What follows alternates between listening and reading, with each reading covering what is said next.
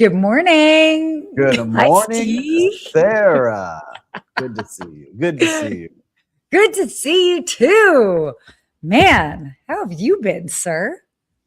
I've been good. I've got more sleep this week for listeners and viewers. You know, last week I got a puppy. The puppy has been trained pretty good lately, so I don't look as sleepy this week. Okay. But I'm still reporting live from my living room because we gotta be on this every 2 hours on this crate training. So Yeah. we're almost there. We're almost there for all those puppy owners, but been a busy week also at work, a lot going on. So I'm excited to share some updates soon on LinkedIn. So if you're not following me there, make sure to follow me there about our project we've been working on, Baya, for now almost 3 years. We're finally making moves. So excited to share all of that. That's exciting. Very cool. Very, very cool. Man, I wish I had more exciting stuff to tell you, but just been bouncing around. You've been all over. And we got Kay saying hello. Good morning, Kay. Always our Vegas fam. Good morning. Wait, oh, where's she? Oh, there she is. Oh, there she is. Hi, Kay. Hi, Kay. I'm kidding. She's not here. And I got to say also, too, yesterday was the hottest recorded day in Miami history, hitting 100, the actual temperature of 100 for only the second time in recorded history here in Miami. Wait, it's never hit 100 degrees like at all? You get a lot of feels like 100 with the humidity and all of that fun stuff. But no, that was the first time or the second time ever in recorded Miami history that it hit triple digits this time of year. So, and you could feel it today. And I'm training for a half marathon as well. And that was painful yesterday to do 2.5 miles. That was painful. Let me tell you about 100 degrees. Well, it's a different 100 degrees in the deserts. It's dry heat. You don't feel it. Lies. Oh my gosh. Well, I mean, Los Angeles hits 100, not often, but it definitely can hit 100 here and there. And then at Las Vegas was like 110 for like 6 weeks straight. Phoenix is 120. I don't know how people are handling that. How do you handle 120 degrees? I don't know. Stay inside all the time. And now as a pet owner, a dog owner, I'm like figuring out, do I need to get this dog some little shoes? What do we got to do here before they go wandering out on the hot asphalt and sidewalk? Okay, I'll take some advice. Kay has lots of advice. So she'll definitely chime in. It's good things. Everyone's back to school. It's a little slower now for travel. I know everyone's getting back in the swing of things as school starts. And people's summer vacations are wrapping up. But, there's still a lot going on in the world of hospitality. There is. There's always stuff going on in the world of hospitality. But Sarah, this episode wouldn't happen, but it's brought to you by StayFi. Okay, StayFi helps short-term rental operators build direct guest relationships through branded Wi-Fi portals, email marketing, and guest data tools that turn one-time bookers into repeat guests. So start growing your direct booking revenue today at stayfi.com/goodmorninghospitality. And that's stayfi.com/goodmorninghospitality. And we've got Lou. Lou always giving us the weather in Charleston, South Carolina, one of my favorite cities I need to get back to. 117 is the feels like today. Yeah, that's what it says. It's about to hit here in Miami too. So I can feel it. I feel it here coming through the windows. And you're right, Lou. I am the ad king. If you need an ad read, you're right. I am the ad king. You let us know if you need an ad read here. Oh my goodness. That is just crazy. We've got a lot happening in the world of hotels. You want to kick it off for us? Yeah, I'm so excited to do that. Why don't we go here with our first topic? How net unit growth ate the hotel industry. So this is a really interesting piece. Also great graphic there, by the way. And yeah, I mean, it's pretty interesting basically how net unit growth became the dominant metric for evaluating basically hotel brand health over the past decade. So that's like, it's interesting because like the whole thing is like travelers didn't wake up and say, hey, I want to have 28 like Hilton brands or, 32 Marriott brands, well, however many brands there are. Please don't quote me on those numbers. But it's Wall Street, it's investors, So this is it's interesting how, and I've talked about this actually with a lot of people, how you've got these bigger brands and they've got so many different sub brands in their portfolio. And this is a whole article as far as why it came to be. Yeah, I mean, look, this is why we have my favorite segment of whose brand is it anyway at the end of the show. So make sure to stick around for that part at the end. But it really came from this. I'm sure you all have seen hotels out there where you see, a Fairfield and an Element together, or, two hotel brands within a hotel. And the reason they do this is because when you say, you know what, I really want to have a Residence Inn and I want to be the owner of that and I want to franchise that. In the agreement, they say you can't have a Residence Inn in this many mile radius and you won't have that, property competing with you. But Marriott still needs to show growth, and they need that net unit growth is how many rooms they're adding every single year. And if you can't add a Residence Inn within a certain mile radius, what can we add? Yeah. But we could add a Moxie. We'll put it right across the street. And then the owner that goes to complain that, hey, you just put a new Marriott hotel, a Moxie, across the street from my Residence Inn. Marriott says, well, that doesn't compete directly with you. It's a different customer segment than what yours has. But as an owner, you're like, well, you just added more supply to the area that I'm renting rooms in. And so that's where the owners start getting upset. And we talked about this a couple of shows ago. Yeah. Marriott and Hilton, and I think Hyatt now too are giving, money back and points back if they're good with customer service scores and all these. It's a way to kind of give back, but it really makes it interesting. It's really that workaround, and it's a fine line that I see the brands are doing, where every CEO says, no, this is what the guests want.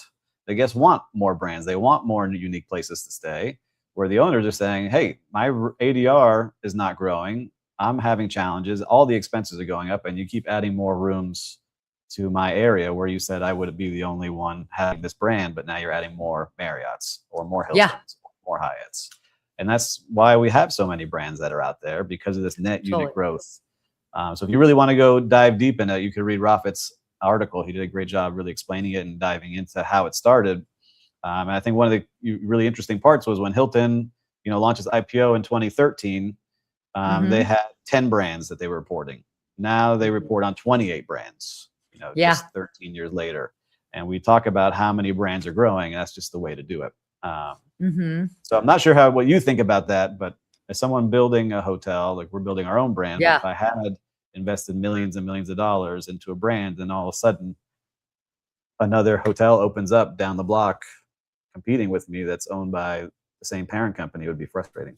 It would be very frustrating. I mean, I think the big takeaway with this is that, and again, this ties into the article. I think Sarah Kuppet wrote it. And we talked about before. We even had her on. She's been on other shows talking about it. But it's, again, this notion of this net unit growth. Yeah, it seems useful. It's one metric in which to show sort of growth. But what it doesn't reflect, and we were just talking about that, is whether hotel owners are actually making money. So it's this almost, it gives this like false sense of, well, maybe not false, that might be strong, but like it gives a sense of like, oh, the company's booming and growing, but it's really only growing in one way. And it's not reflecting, okay, how are the owners doing? Are they making more money? Are they, and it's, it is an interesting.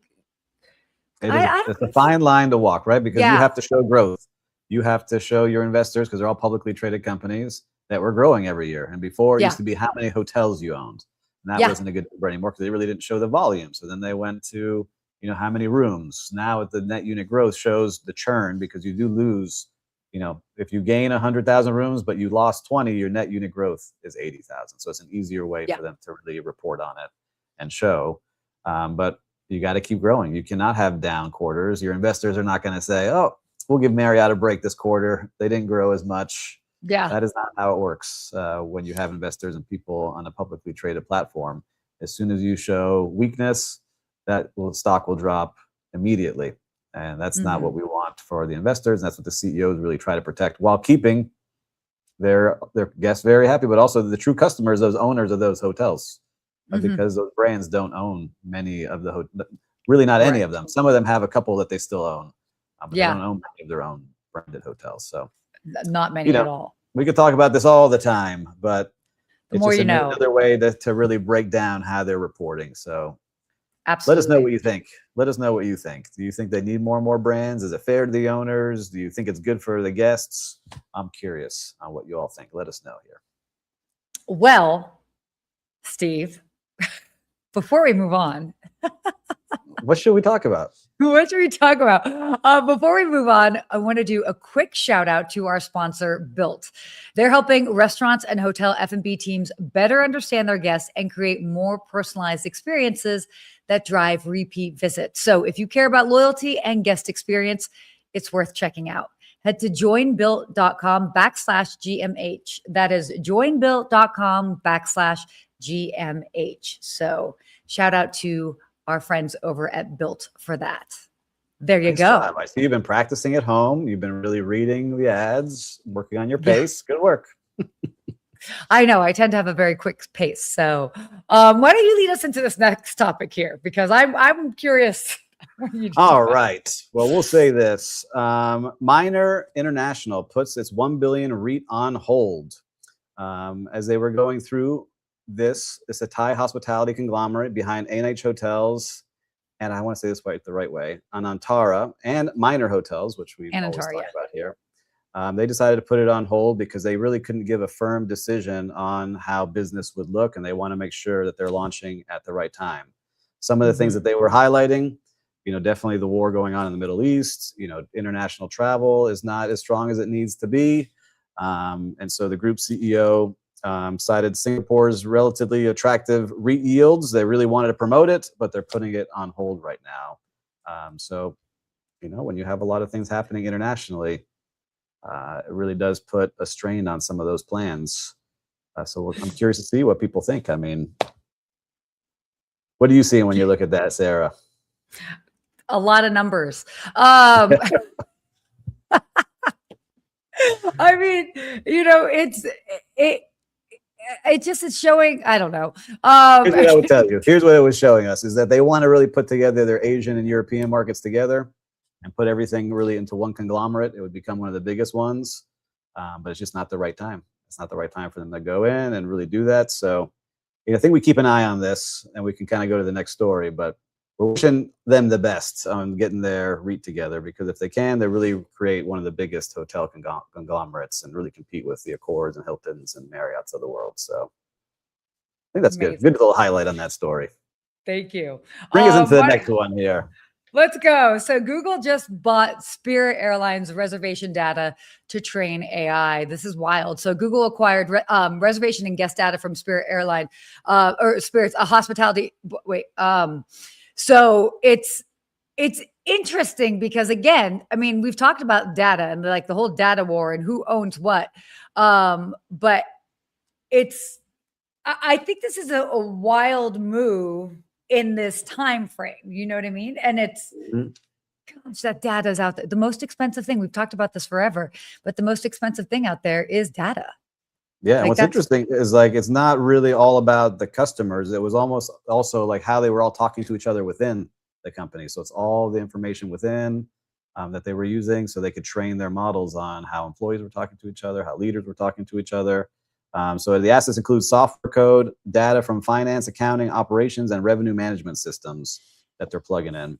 And it says the package includes pricing models, booking curves, flight behavior data, refund histories, in-flight purchases, and Wi-Fi sales. So roughly 100 million emails. And it's just crazy to see that they're taking all that data and what they will do with it. I didn't even know that was for sale. Like, you could buy companies' data that went bankrupt. It's an interesting thing to be but it makes sense. Plug it in.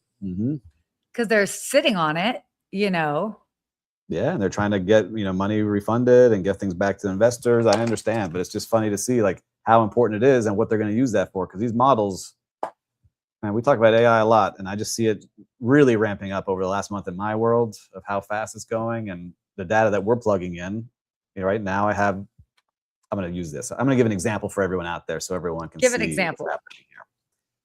I use several different tools to run our management company. We use Slack for communication. We use Notion as kind of like the brain where we keep all of our SOPs and how to do things. And if this, then that kind of model. So if this happens, then that is how you should respond. Then we use Guesty as our PMS. and Breezeway is how we control all the things happening on property. So really like 4 major tools. And we've plugged them all together now into AI. And now we have this AI super agent that can read everything going on, all the guest comments, how the team is reacting to those comments, were things assigned to those people that had concerns or challenges. Are there ways to upsell certain guests? Are there ways to do certain things? So things that would have taken just 5 years ago, days to do, right? And really diving into every single reservation, really going through things, and you would need so many people to do, we can now do within 30 seconds. Yeah. Right, by putting a prompt in. And so I can see why data becomes more and more important as you're building these models, and AI companies are getting more and more competitive with each other. It's just crazy to see these things out there. And the smarter it is, those are going to be the winners. And Gemini, we talked about, if you're using Google for your Gmail and your calendar and you're on YouTube and you're in that environment, they're starting to get more and more powerful, especially when you can start to have agents purchase things, which is now starting to happen. I wanted some Miami Heat tickets for the opening. I wanted to make sure as soon as it went live, I had a bot working on it for several days. And as soon as it came live, it alerted me and gave me the best pricing for the tickets available. It still wasn't able to purchase without me, but that's going to come a time very soon where that's going to happen. So let's see where it goes. I'm curious, you out there, do you have any unique cases that you're using AI out there, that you're using all your data that you're sitting on? Because we're able to pull the data that we have now and really show and make an improvement and really drive to our bottom line by making those things happen. I'm curious what you see out there. Well, it's interesting because, I mean, that's also like one segment of the market. By the way, 2 comments that were happening in the background. Producer Will said, first of all, data is the new oil. Gotta give him credit for that. Very good point. Yep. And he also brought up, he was like, if we were former Spirit employees, how would you feel about them reading chats, emails, anything that may not have been private? And I think that is valid. And yeah, nothing is private in the company. I want to give a quote my dad gave me when I first started my career. He's a fantastic labor and employment attorney that never sent an email that you wouldn't want to see on the front page of a newspaper. That is true. Always been my mindset as I send something or hit send. Be careful what you're sending, whether it's Slack, where you think it's private, and a direct message. If it's owned by the company, nothing is private. Yeah. It's definitely, yeah. And even text as well. Like there's a lot. And so that's something pays for your phone, all these things. It's wild. Definitely. So anyway, interesting topic here. I'd like to read this comment. Use the brain, skip the AI. If evolution is true, we're headed to being androids as a human race. Listen, I don't know. Elon Musk has already got chips going into people's brains and reworking their central nervous system. So I think that's where we're headed there. Awesome. Let's go ahead and talk about our next topic here. Awesome. Great. Awesome. I mean, that's a deep dive topic. I am just going to keep us moving because otherwise, this is the most interesting topic to me. And it was at the end of today's stack. So I was just ready for us to get through our numbers. So this is your world. I'm excited to hear this one. Talk about something that is cool. Anyway. Let's do it. So this was actually talking about 2 different articles that came out on Skift. So both there's a creator shift happening as well as Substack, and they're really kind of sharing where sort of hotel marketing trust lives. So one with the Substack renaissance that in travel media, which is wild, and then also travel creators are following the money to shorter trips. So the first article, and actually I covered it last week on the video daily briefing, talking about content creators. And it's interesting because content creators are getting real-time feedback from their followers as far as the type of content they want to see. And this year in particular, the followers were like, yeah, like we know these nice, awesome long trips to Europe seem nice, but that's not really a reality for us right now. Like show us something local. And so it's really, creators are shifting their content. I mean, I've even seen it a bit in the brands that have been approaching me, is that creators are focusing on shorter, maybe less expensive, more local stays. And I'm always a big fan of that because you can definitely be a tourist in your own backyard. And yeah, so that's definitely the one part of it. I love that you're smiling over here. Yeah.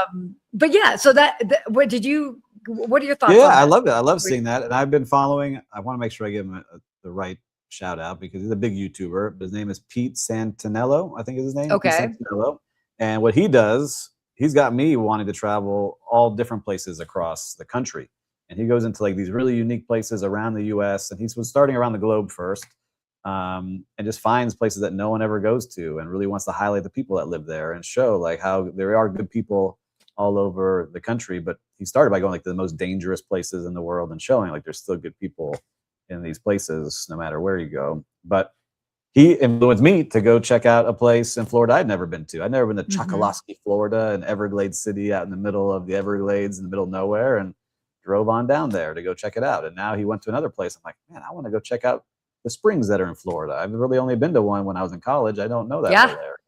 And so I think if you follow the right, I hate saying the word influencer because they're influencing, but gotta be a better word. Yeah. I really feel like they're, people building communities of travel communities and saying, hey, check out these places. They're really cool and unique. And if you find the right people, I think it's good.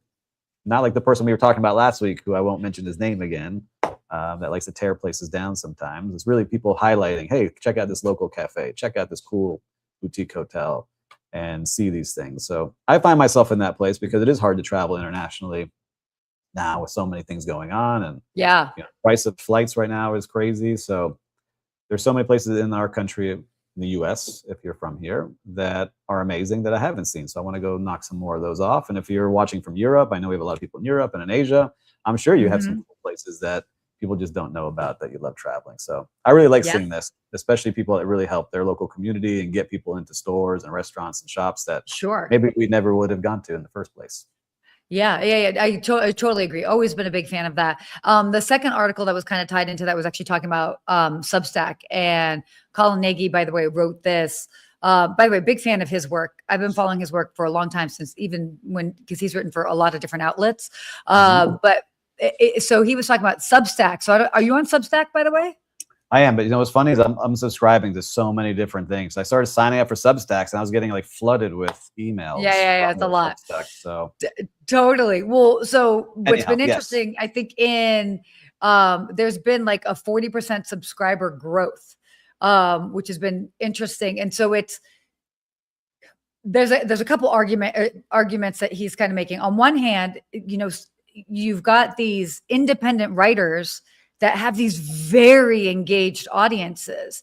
And arguably, these independent writers and those engaged audiences might actually provide more ROI than maybe getting a feature in like a larger company and a bigger brand, just because it's so specific. Now, obviously, the catch-22 with that is that, these independent writers they need to make money. So at some point it's like, okay, well, like, what's the fine balance as far as it being like a really, like a fair independent viewpoint, versus maybe a paid or bought mention. I mean, that's always the case, I think, like in anything in media. But yeah, I mean, the point is like, do not be sleeping on Substack. That's for sure.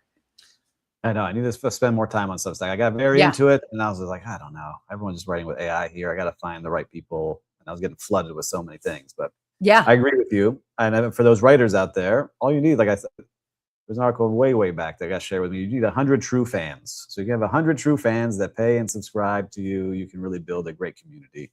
And so I think that's what you're seeing with a lot of these writers, is they can get people to subscribe and pay them a certain amount every month and follow them. I think it's great for them. And again, if you're highlighting your community and really doing it well, I think people will follow and trust you. I see so many people with restaurants and, food bloggers and food writers. And then even like some, funny things, like that guy, Dave Portnoy from Barstool Sports, who has his One Bite Pizza, right? He goes out there, he's fair, but every time he gives someone a high rating, that place gets crushed with business. So it shows you how you can really impact in a good way and a bad way. Well, and it's fascinating. I mean, I don't know how many people know like travel writers, and I'm talking about like consumer travel writers, and that industry. These people, let's just put it like this: they aren't compensated for what fairly for the type of content that they put out there. And I have a lot of travel writer friends because sometimes I get paired up on fam trips, and sometimes I'll be with journalists versus creators. And it's been like this real tough point over easily the past 10 years where they really used to be taken care of significantly by these bigger brands. And now you've got companies that are like, oh, well, you could just say that you can contribute to it. And that's like how they're trying to pay these writers. And so you have these really talented travel writers that like are needing to find another outlet in which to monetize, because the traditional form of monetization is evaporating, so to speak. So I think we still haven't seen the most of Substack yet. And that's just in the travel related industry. Lots of fascinating stuff in other industries, because we all obviously care about other things other than just travel. But it's fascinating. I'm a big fan of it. So I have to go back and relook at it. I was just thinking, I was like, how many more newsletters can I read? How many more articles can I read? There's so much content out there. How many more videos can I watch? It's like, yeah. Oh, breathe. Yeah. I mean, that's the whole thing. It's the, more than the commoditization of content, but it's because, we can all be our own media brands. Like people don't need necessarily to be like on a big TV station or on on a bigger platform to have reach. It's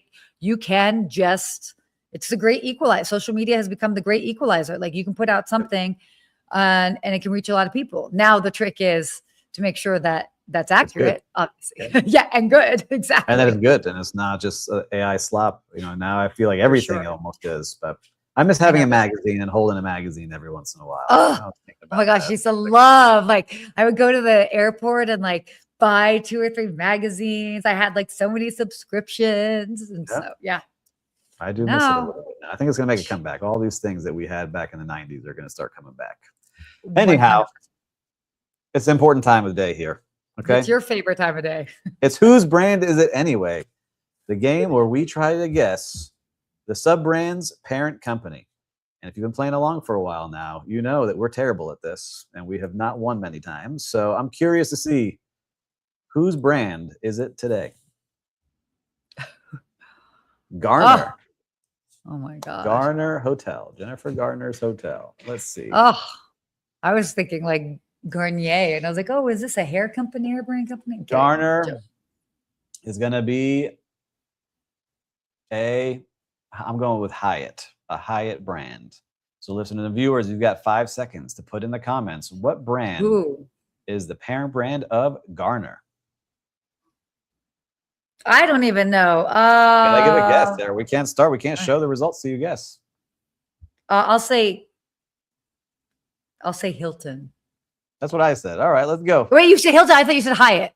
Did I say Hyatt or Hilton? I thought you said Hyatt. All right, well, let's see. Whose brand is it? Anyway. Roll back the tape.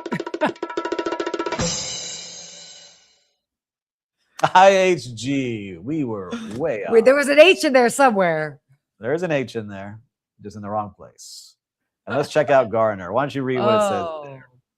Oh my gosh. Wait, I don't even know what that says in there. That's interesting. Meet Garner by IHG. At Garner Hotels, you will experience a quality stay at an affordable price. Whether traveling alone or with a group of kids and pets, you'll feel comfortable as soon as you walk through the door. Garner Hotels are designed to deliver the all-important things you value most: a convenient location and a sound night's sleep. All right, Garner, sounds good. I can bring my pet. I have a puppy now. I got to figure out where I can start traveling with all these puppy-friendly places.